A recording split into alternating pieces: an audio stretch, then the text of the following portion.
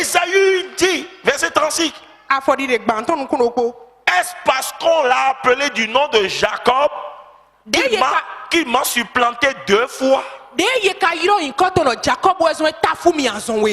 Il a enlevé mon droit d'aînesse. Et voici maintenant qu'il vient d'enlever ma bénédiction.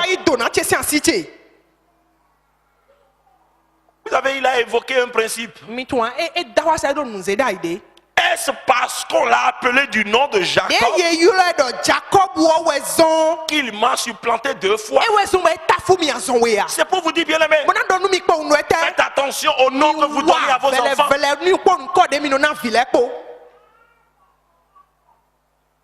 Parce que des fois, vous êtes tellement séduits par les stars. Les stars du cinéma, les stars de la télévision, et parce que vous les aimez tellement, alors quand vous mettez un enfant au monde, non, vous leur donnez ce nom. Ah, mon fils sera Arnold Schwarzenegger.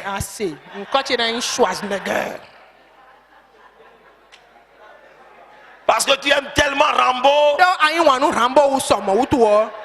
Maman, notre aîné là, on va l'appeler Rambo.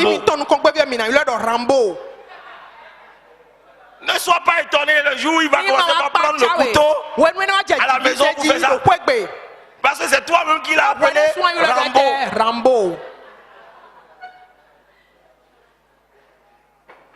Faites attention dans le choix des noms que vous donnez à vos enfants. C'est très important. Esaü dit, c'est parce qu'on lui a donné ce nom qui m'a supplanté 2 fois. Parce que Jacob signifierait rusé.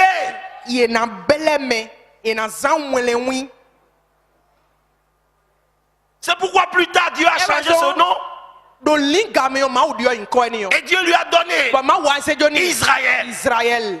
Qui a combattu avec Dieu et les hommes. Et il est sorti vainqueur.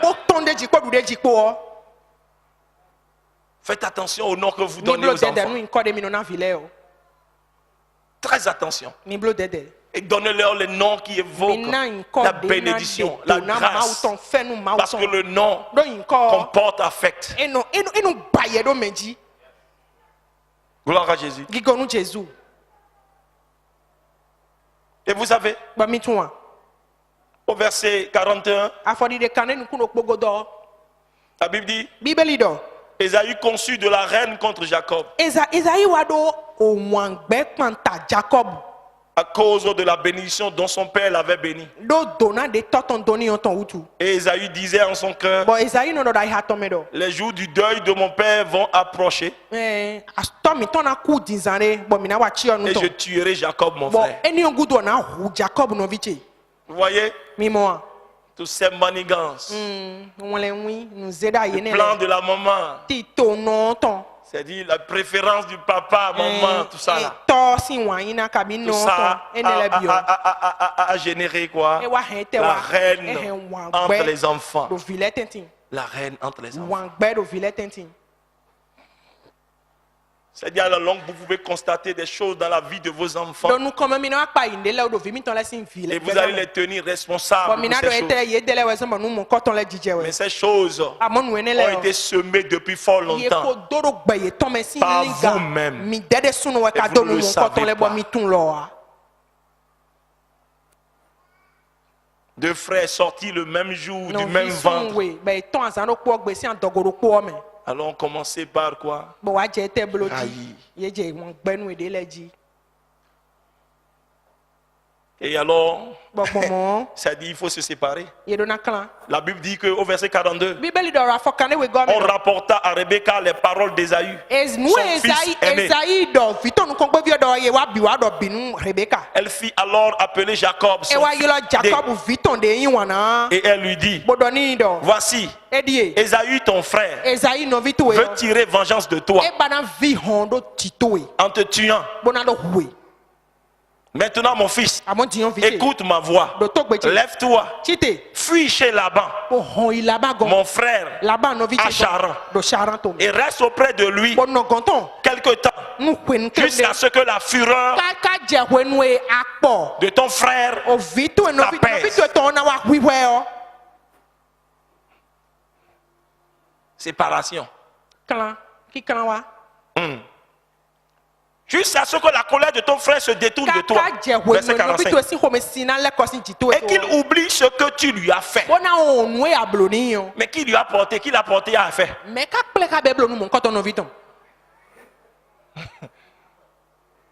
Alors je te ferai revenir. Pourquoi serais-je privé de vous deux en un même jour?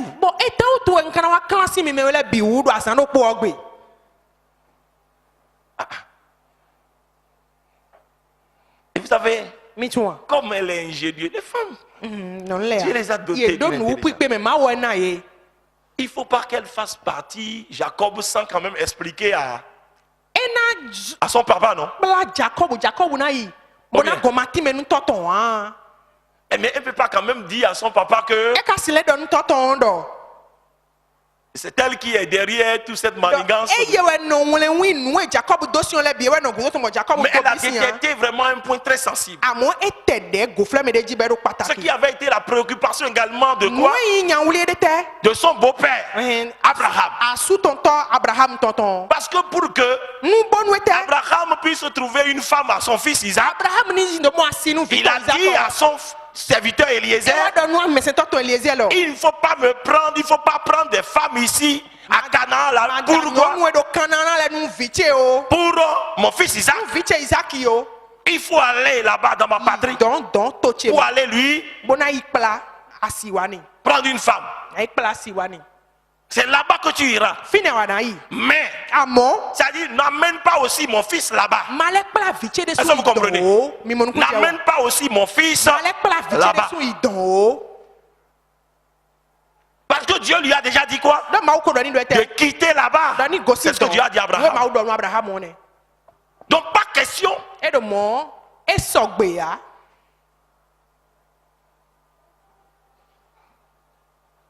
Et c'est pourquoi Dieu a parlé des patriarches. C'est-à-dire ce que Dieu leur a promis. Là. La terre que Dieu leur a promise. C'est-à-dire jusqu'à leur mort, ils n'ont pas possédé. Ils étaient comme des étrangers toujours sur cette terre. Mais ils avaient confiance en cette promesse. Et ils savaient que Dieu, là, ce qu'il a promis, il va le faire. Donc ils voyaient de loin la conquête de cette terre. Parce que Dieu leur a donné cette terre. Dieu leur a donné également à leur progéniture, à leur postérité. Et pendant ce temps-là, eux-mêmes ils étaient encore étrangers sur cette terre, des voyageurs. Et la Bible dit que quoi? Parce qu'ils ont eu confiance en Dieu par rapport à cette promesse. Et bien qu'ils soient tout le temps étrangers, et ils soient en train de partir errant sur cette terre qui leur a été promise et qui n'est pas encore en leur possession, ils ne se sont pas dit, alors ce que Dieu nous a dit là, quand est-ce que nous allons voir? Il faut mieux que nous retournons dans notre patrie, là où nous avons quitté. Ils n'ont pas dit ça.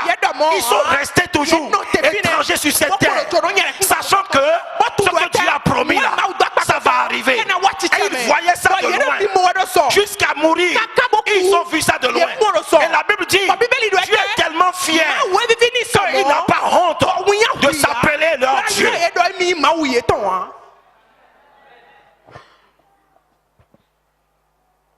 Alléluia. Amen. Mais Rebecca maintenant veut faire partir Jacob là-bas. Et pour quelle raison?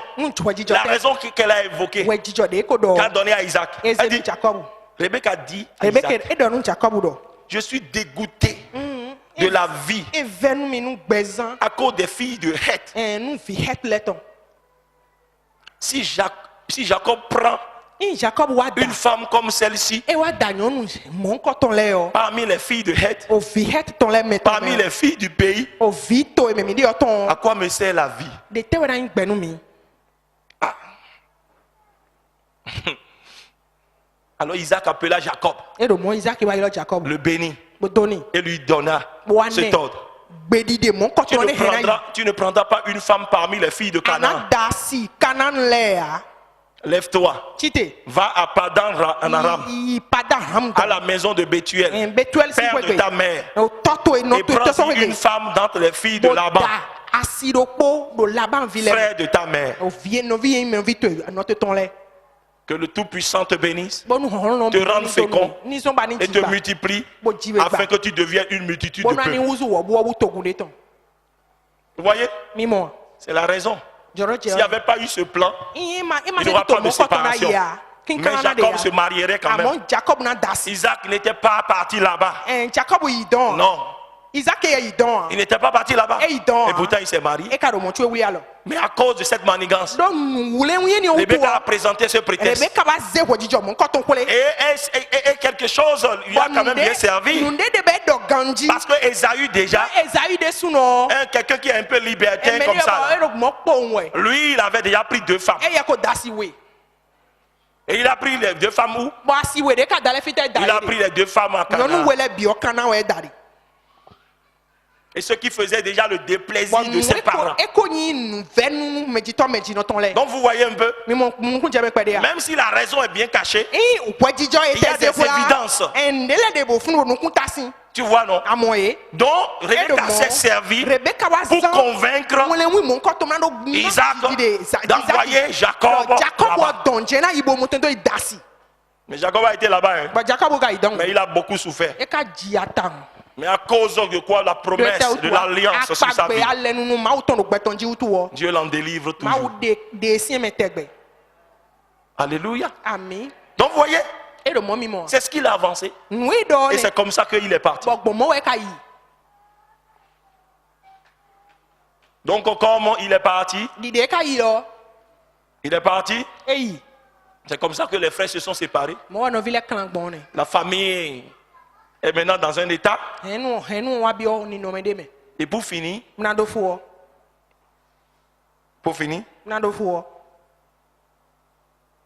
Genèse 28, 6 à 9.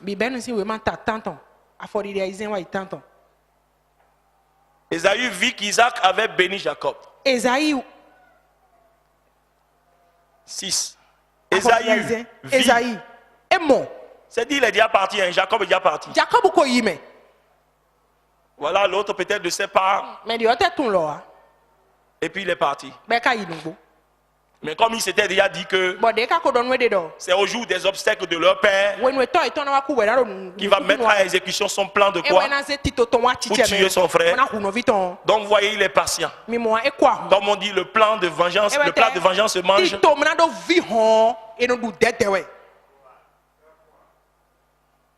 Pardonnez, hein? Faut pardonner. Alléluia. Dans la Bible, c'est comme ça le demi-frère Absalom a gardé rancune contre Amon pendant 2 ans. 2 ans, gardé son cœur dans son cœur. Et il a trouvé l'occasion, après 2 ans, pour pouvoir tuer la reine.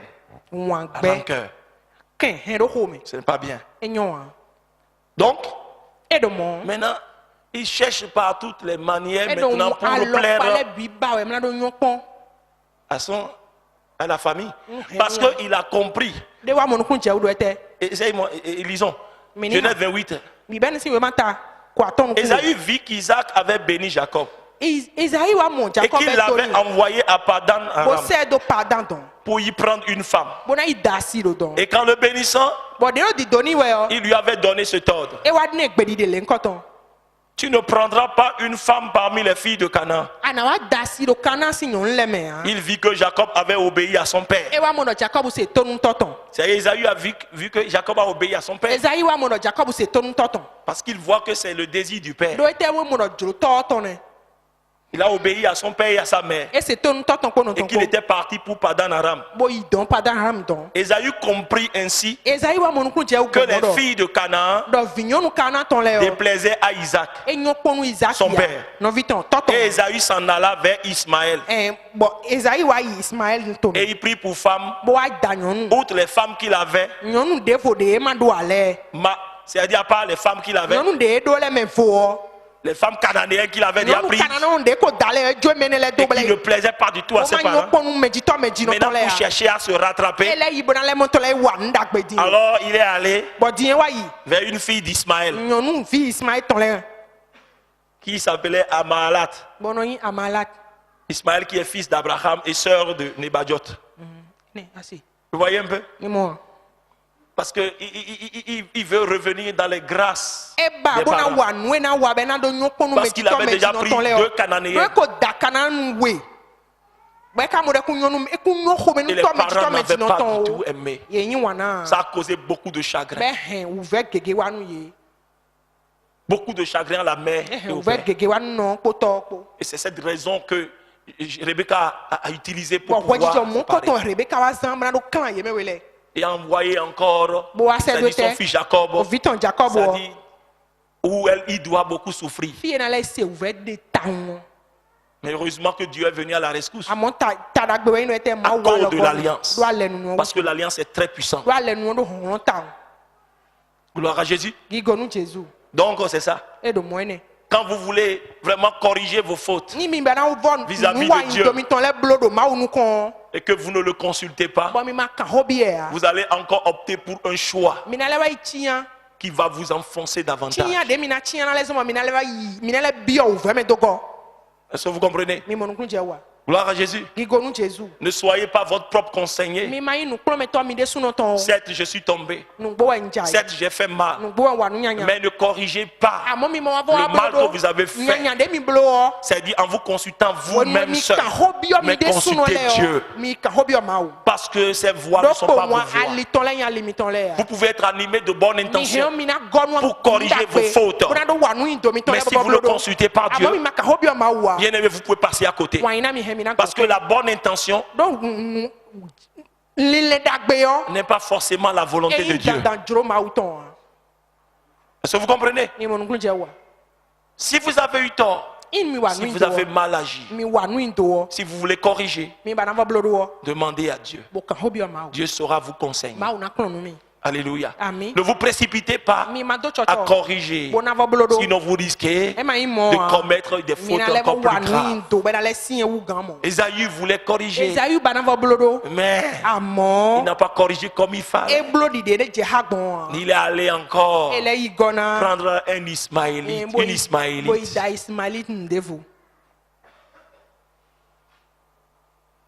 Que Dieu nous aide et que Dieu nous bénisse. Voilà ce qu'on peut dire brièvement sur le foyer dit. Est-ce que vous avez été béni? Que Dieu vous bénisse. Est-ce que tu peux baisser ta tête? Tu as entendu beaucoup de choses. Je ne sais pas là où tu te trouves, mais tu peux dire à Dieu quand même quelque chose. Et avec tout ce que tu as entendu, tu peux examiner ton foyer à cela, ta vie à cela, et tu peux vraiment prier. Je crois que le Seigneur est un Dieu de restauration. Dieu est capable de te restaurer. Dieu est capable de récupérer tes enfants. Dieu est capable de répandre l'amour là où il y a la haine, là où il y a le mépris. Alors prie Dieu et demande Dieu sa faveur. Sa faveur sur tes enfants, sur ton mari, sur ton foyer. Et demande à Dieu de t'aider à avoir un foyer à la gloire de son nom. Un foyer selon sa volonté, en tant que père, en tant que mère, en tant que couple. Demandez la sagesse, le discernement, la patience et la stratégie dans l'éducation de vos enfants. Vous devez leur enseigner l'amour, vous devez leur enseigner à se contenter de ce que Dieu leur donne, car Dieu ne les abandonnera pas, il ne les délaissera pas.